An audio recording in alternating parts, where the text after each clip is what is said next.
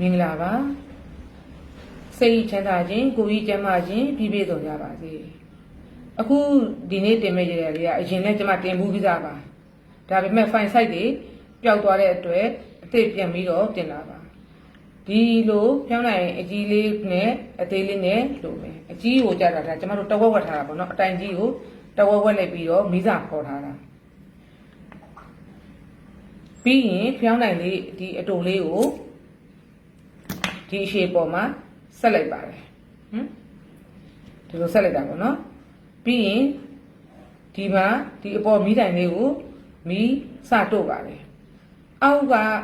အတန်ရပါမီးဆက်လောင်သွားပါမယ်ဒီတိုင်လေးမီးလောင်ရင်းနဲ့ဟဲ့လားမီးတို့ရဲ့ဒီဟာနေပြီးတော့ဆက်လောင်သွားပါမယ်ဒီဖြောင်းတဲ့နှစ်တိုင်ဆက်ကလေးကဗမာထွန်းရလဲဆိုတော့ဖျားစင်မှာပဲတင်ထွန်းပါတယ်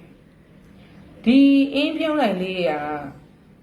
တယောက်နဲ့တယောက်အတိုက်ခံများလာရင်လည်းကျွန်တော်တို့သုံးပါတယ်နောက်အလုံးလုံးတယ်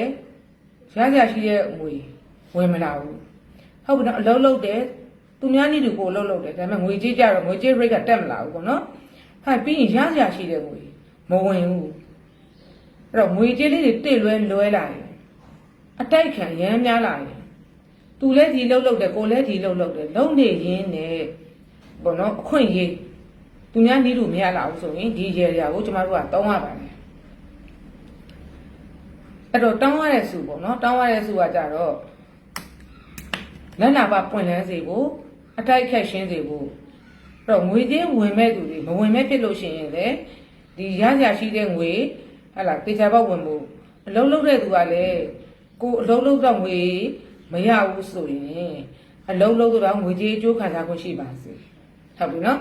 နောက်သူများတွေကကိုယ့်ကိုငွေပေးမယ်ပြောထားတယ်ငွေမရဘူးအထူးသဖြင့်ပေါ့နော်လုပ်ငန်းရှင်တွေကိုယ့်မှဟိုလုပ်ငန်းပေးထားတယ်ငွေရကြံ့နေတယ်ဒါလိုမျိုးဆိုလို့ရှိရင်လေဒီလိုပဲ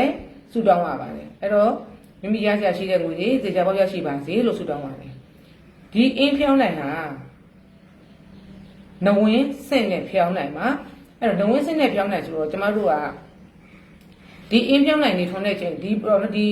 နဝင်းစင့်ဖြောင်းနိုင်ထုံးတဲ့ချိန်မှာဂုံတော်9ပါးစိတ်ဓာတ်မျိုးကိုလုံးတင်ပါတယ်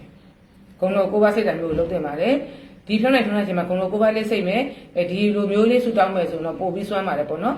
ဘာသာကြားတွေမှာကြတော့ဂုံတော်9ပါးစိတ်လို့မရဘူးဒါလေးကိုပဲထုံးမယ်တော့ဘယ်နည်းထုံးရလဲဆိုရင်9ရက်တိုက်ထုံးပါတယ်ဟုတ်ပြီ9ရက်တိုက်မှာအဆင်မပြေဘူးဆိုရင်ကျမတို့18ရက်တိုက်ထုံးမယ်တော့ငွေအမောက်အနည်းအများပုံမူတည်ပြီးတော့သူက9ရက်18ရက်29ရက်ဖြစ်ပါမယ်အဲ့တော့ပြည်သူလူထုအားလုံးငွေကြေးအခက်အခဲအကျပ်တဲတွေကနေပြီးတော့လွတ်မြောက်ကြပါစေငွေကြေးချောင်နေတဲ့ဘဝကိုလည်းအမြန်ဆုံးပိုင်ဆိုင်ကြပါစေလို့ဆုတောင်းမေတ္တာပို့ပါတယ်ရှင်